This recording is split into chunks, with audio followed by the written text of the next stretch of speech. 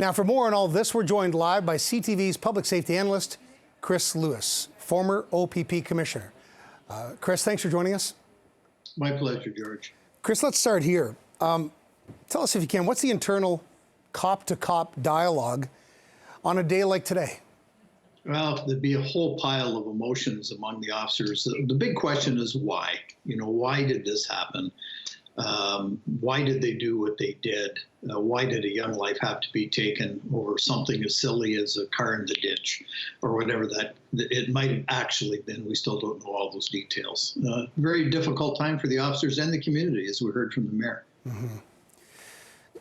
Do you think protocols, Chris, regarding traffic stops and domestic calls are going to be reviewed? I mean, with what we saw in Innisfil not long ago and also here in Toronto?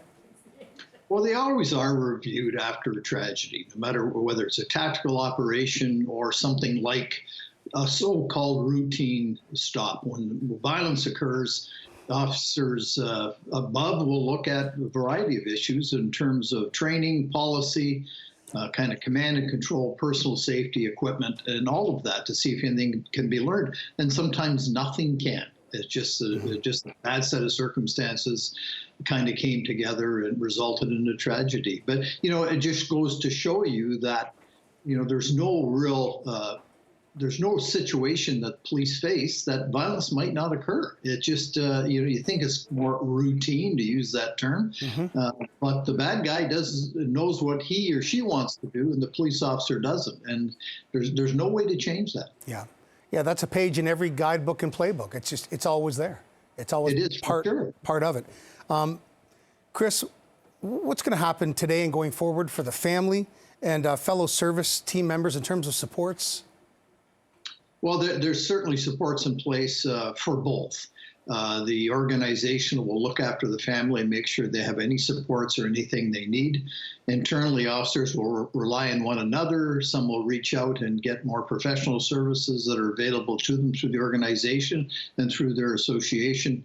And others will quietly, sadly, just kind of sit and contemplate things on their own and deal with it in their own way and not seek any additional help. But through all of that, hopefully everyone will pull together, as they always have, and try and move forward in memory of a wonderful officer, and at the same time not giving up on their mission of making communities safe and doing their best to contribute to that.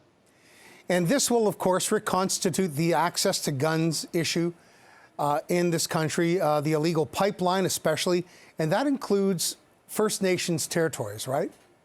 Well, it does for sure. And I mean, some of the recent proposals in the Bill C-21 by the federal government have concerned First Nations communities as far as their hunting rights and concerned a lot of valid and legal gun owners in relation to handguns that are legally owned and hunting weapons.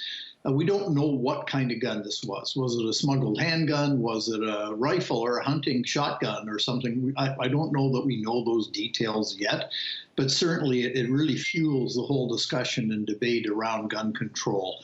There's no real answer to that. There's a variety of issues that play into it, and all of them need to be addressed, not just kind of banning rifles or banning handguns. It's bigger than that. Chris Lewis, former OPP commissioner, CTV public safety analyst. We always appreciate your time and perspective. Thanks, Chris. Thank you, George. All the best. Likewise.